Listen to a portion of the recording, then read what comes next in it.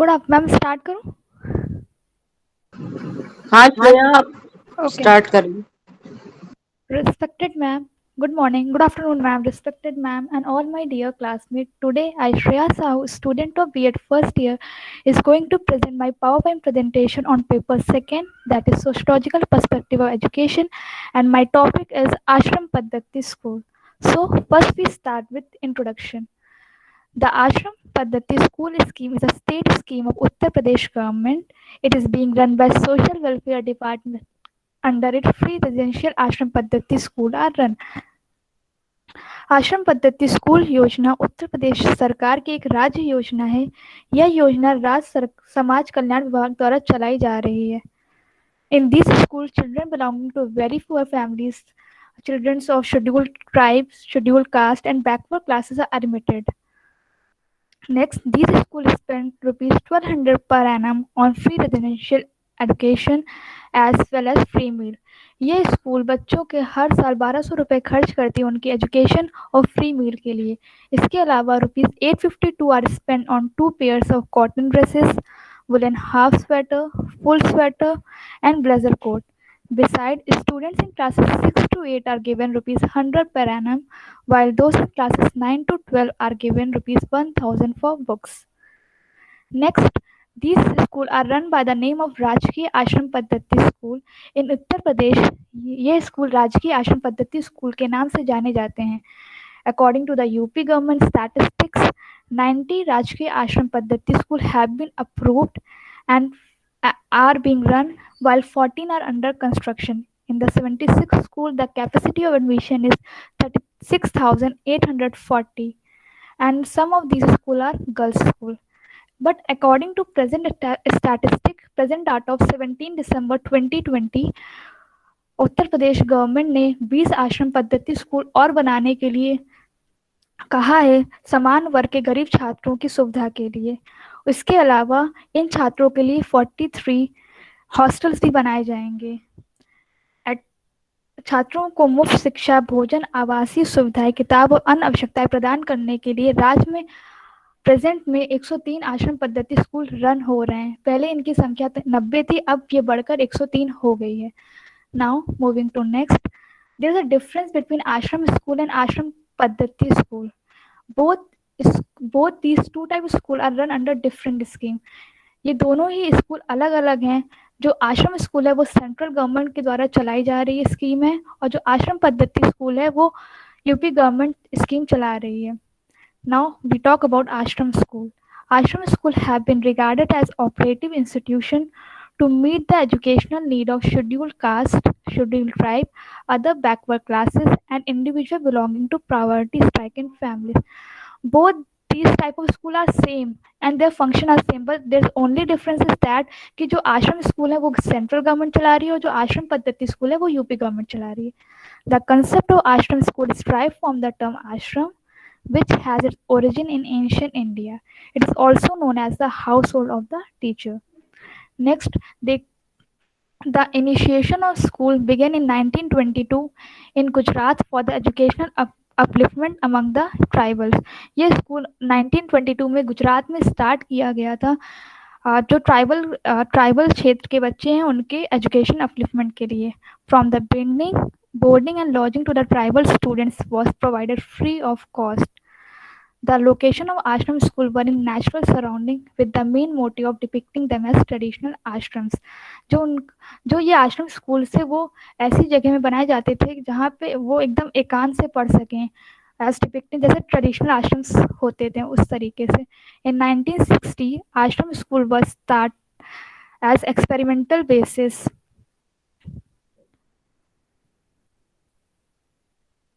The formulation of appropriate measure for the purpose of educate function led to their success. जब उन्होंने scheme start किया था 1960 में एक एक्सपेरिमेंट के तौर पे, बट ये स्कीम बहुत अच्छी चली तो इसके बाद गवर्नमेंट ने स्कूल बनाना स्टार्ट किया। After they attain achievement they become more popular government measure for imparting education to the tribal population. Next we talk about objective of ashram paddhati school कि क्या उद्देश्य थे आश्रम पद्धति स्कूल के। First is to increase the literacy rate of student belonging to SC and ST communities. उनकी साक्षरता दर को बढ़ाना। Next is to facilitate the enrolment of student belonging to SC and ST communities, नामांकन की सुविधा को बढ़ाना। Third is these schools make provision of facilities to improve their standard of living as the student belonging to SC and ST groups have a low standard of living. उनके standard of living को improve करने के लिए ये school establish हुए थे. Next is to develop their talent and skill. उनको उनके talent और skill के बारे में बता के उसको develop करना. Next, the individual are made aware of their strength, capabilities and build their self confidence. उनकी strength को बढ़ाना, उनके उनके अंदर सेल्फ कॉन्फिडेंस को बिल्ड करना. Next is to provide education to girls belonging to SC and ST communities. जो girls SC ST tribe को बिलोंग करती हैं उनको एजुकेशन प्रोवाइड करना है. इसके लिए गर्ल्स के सेपरेट स्कूल भी बनाए गए हैं. Next is silent feature of ashram paddhati school. The scheme is operational is in the tribal sub-plan state UT administration. यह योजना Next is the scheme. This scheme covers education up to elementary, middle, secondary and higher secondary school. यह योजना प्रारंभिक, माध्यमिक, उच्च माध्यमिक स्तर तक की शिक्षा शामिल करती है. Next is 100% funding for establishment of ashram school, that is school building, hostel, kitchen and staff quarter for girls in TSP areas is given by central government. तो जो 100% funding है आश्रम स्कूल की बिल्डिंग हॉस्टल बनाने के लिए ये पूरा खर्च सेंट्रल गवर्नमेंट उठाती है. जो ये ट्राइबल सब प्लान एरियाज वो होते हैं आर ब्लॉक्स और तहसील विद 50% और मोर tribal population.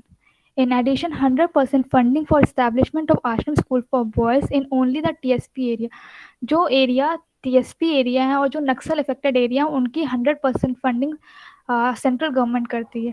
All other ashram school for boys in TSP states will however continue to funded on 50-50 basis. और जो इसके अलावा स्कूल हैं उनकी 100% 50% फंडिंग सेंट्रल गवर्नमेंट करती है और 50% स्टेट गवर्नमेंट करती है. And 100% funding will be provided UTs. Union territory को 100% funding central government provide करता है. Next is financial assistance on 50-50 basis will be given for other recurring items of expenditure, that is purchase of equipment, furniture and furnishing, purchase of few sets of books for use of innate of the hostel et cetera. और जो भी अन्य खर्च है जैसे equipment के लिए खर्च, फर्नीचर के लिए खर्च, तो वो 50-50 बेसिस पे होगा. 50% सेंट्रल गवर्नमेंट देगी एंड 50% स्टेट गवर्नमेंट देगी. Next we talk about administration of ashram paddhati school. ये स्कीम पहले हरिजन समाज कल्याण विद्यालय चला रहा था. फिर ये 1984 में ये स्कीम जनजाति विकास विद्यालय को दे दी गई, वो चला रहा था. फिर नेक्स्ट ये स्कीम 2008 और 9 में रिवाइज की गई थी. तो उसमें समाज कल्याण विभाग द्वारा इन विद्यालयों को गरीब और वंचित वर्ग के प्रतिभाशाली छात्रों को उच्च कोटि की शिक्षा मुफ्त देने के लिए नवोदय विद्यालय की तर्ज पर संचालित किया जाएगा. तो ये नवोदय विद्यालय ये स्कीम अब चला रहा है और इन विद्यालयों में अब सीबीएसई बोर्ड पैटर्न फॉलो किया जाएगा. नवोदय विद्यालय की तर्ज पर ये विद्यालय अब कक्षा 6 से 12 तक संचालित होंगे. पहले ये 1 to 12 चलते थे लेकिन अब ये 6 to 12 तक संचालित किए जाएंगे. Now administration admission capacity. Admission to this school is on merit through admission test. इन स्कूलों में एडमिशन लेने के लिए एक एडमिशन टेस्ट होता है और मेरिट के थ्रू इन स्कूलों में बच्चों का एडमिशन लिया जाता है. For admission in this school which are being operated by Navodaya Vidyalaya, examination of the children of council school will be conducted at the district level. The exam date and question paper will be the same in entire state. Next is there are 480 students per school. Her school में 480 students होंगे. There will be 2 section in each class. Her class में 2 section होंगे जिसमें 35 children होंगे. Now reservation. The 60% of seats are reserved for children belonging to SC, STs and other castes. जो 60% seat होंगी वो उसमें बच्चे SC, ST और अदर कास्ट के बच्चों को एडमिशन लिया जाएगा. 25% for children belonging to backward classes and the remaining 50% seats are reserve for other state. Now next इसमें रूरल क्षेत्र के बच्चों को 85% रिजर्वेशन है और अर्बन के लिए 15% रिजर्वेशन है. Next is functioning of ashram paddhati school. अब देखते हैं कि आश्रम पद्धति स्कूल में कैसे फंक्शन करते हैं ये school. Number of student in India, there are variation in the number of student enrol in ashram paddhati school in different location. Admission policy, the 60% of seats are reserved for children belonging to SCs, ST and other caste, 25% for children belonging to backward classes, and the remaining 15% seats are reserved for other castes. Next is admission capacity. The advertisement for admission into these schools is notified through an official circular. इन स्कूलों में admission के लिए एक advertisement जारी किया जाता है जो हम लोगों को न्यूज़पेपर में मोस्टली मिलता है। Next is duration of the academic session and syllabus of school. ये the generally the academic session of this school is for 10 months from June to March every year. In the month of May the admission of the student take place, और इन बच्चों का admission मई में होता है। Next is medium of instruction in ashram school. The medium of instruction is regional language. इन स्कूलों में जो रीजनल लैंग्वेज है उसी में पढ़ाया जाएगा। Next is time table of ashram school.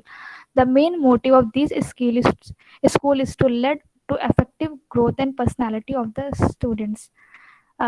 इस इन स्कूलों का मेन ऑब्जेक्टिव यही था कि कैसे वो बच्चों का इफेक्टिव ग्रोथ करा सके और उनकी पर्सनालिटी डेवलप करा सके। तो the time table within the ashram school is effectually design to lead to educational, moral and physical development of the students.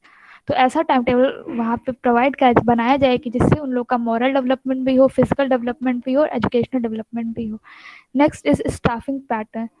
The authorized staff member of these school include headmaster cum warden, assistant teacher, head cook, assistant cook, sweeper and watchman.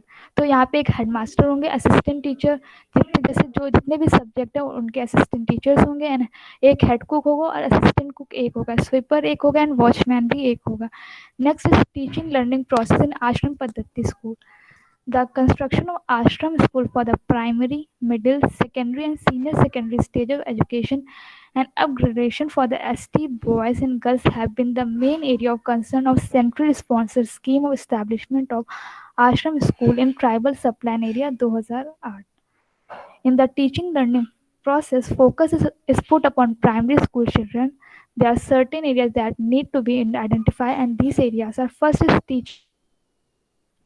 हम लोग को effective teaching method use करना चाहिए बच्चों को पढ़ाने के लिए। जैसे हम लोग TLM यूज़ कर सकते हैं, video audio visual add use कर सकते हैं बच्चों को पढ़ाने के लिए, जिससे वो जल्दी सीख सकें, और उनसे एक्टिविटीज़ करा सकते हैं। And next is lesson plan. Her subject के लिए अलग अलग लेसन प्लान्स भी बनाने चाहिए। Third is giving notes. हम लोगों को बच्चों को नोट्स प्रोवाइड करने चाहिए। Next is mathematics, math. And fourth is pronouncing and repetition of words. And last is home assignment. हम लोग को बच्चों को होम असाइनमेंट देना चाहिए जिससे वो घर पे अपना वर्क करके उसको इम्प्रूव करें। Next is health need of ashram paddhati school. Health of an individual is important.